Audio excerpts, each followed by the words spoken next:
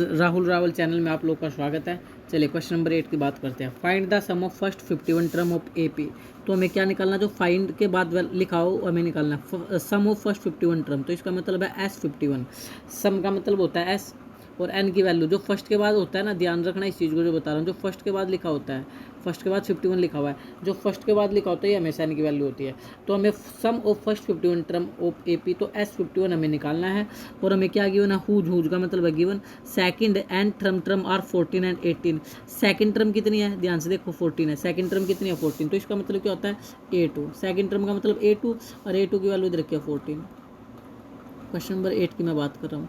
A2 14 है और साथ में बोला है थर्ड टर्म कितनी है, थर्ड टर्म 18 है and third term is 18। Third term का मतलब A3 की वैल्यू कितनी है 18 है। ये बात समझ आ गई, दोबारा देख लो। सेकंड टर्म का मतलब क्या है 14 है और थर्ड टर्म का मतलब कितना 18 है। ओके, अब A2 का फार्मूला बच्चा जानता है sir, 1A + 1D, A + 1D = 14। Equation first हो चुकी है। और A3 का मतलब होता है A + 2D = 18। ये इक्वेशन क्या हो चुकी है आप लोगों की, सेकंड हो चुकी है। ये कहाँ से आया सर, बिल्कुल ईजी है। A2 का फार्मूला A + 1D, A3 का फार्मूला A + 2D। क्योंकि जो यहाँ पर n होता है उससे एक कम लिखा जाता है, उससे क्या लिखा जाता है, एक कम लिखा जाता है। क्यों, थोड़ा इस पर बात कर लेते हैं। देखो an का फार्मूला होता है A + में n - का 1 × D। ठीक है, अब आप लोगों को अगर n की वैल्यू 3 दे देगा तो A + में n की जगह 3 रखोगे, 3 - 1 D। तो घटाओ A + 3 में से 1 गया 2D।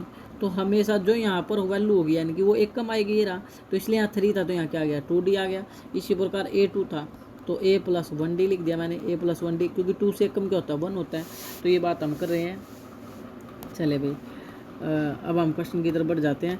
क्वेश्चन में हमारी ये चीज़ आ चुकी है। अब क्या करेंगे सर, बिल्कुल ईजी है। अब आप यहाँ पर दो वेरिएबल है, देखो AB और DB, तो आप वैल्यू रख दो। A + में D बराबर है 14 और A + में 2D है = 18।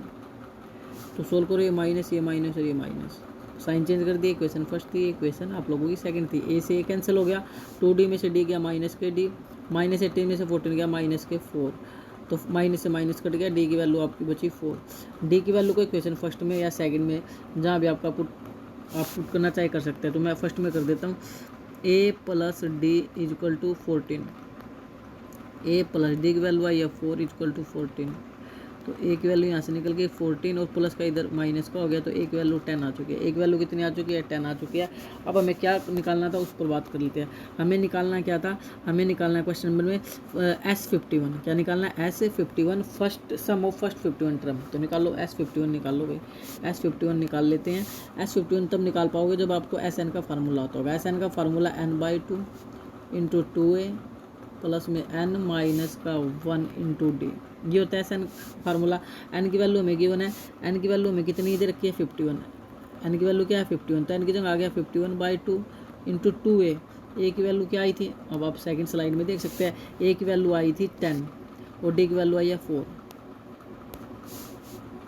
A की जगह रख दो आप लोग 10 प्लस, ये प्लस है ध्यान देना भाई यहाँ पे, प्लस n की वैल्यू क्या है 51 - 1 और D की वैल्यू कितनी है, D की वैल्यू अभी हमने देखी थी, D की वैल्यू आई थी अपनी 4। D की जगह 4 रख दो। अब सारी चीज़ें हमने रख दिया है, सिर्फ नकल मार के किया है, यानी चीटिंग कर लिया है। n की जगह n हमें 51 दे ही रखा था क्वेश्चन में, तो n की जगह 51/2 2A। A की वैल्यू इधर रखी है हमें 10, रिलेशन है मल्टीप्लाई। और D की वैल्यू कितनी है सर, D की वैल्यू इधर रखी है 4। तो अब आप आराम से क्वेश्चन को सोल्व करो, तो ये हो गया 51/2, 10 × 2 = 20 प्लस 51 में से 1 गया 50 × 4 करोगे 200।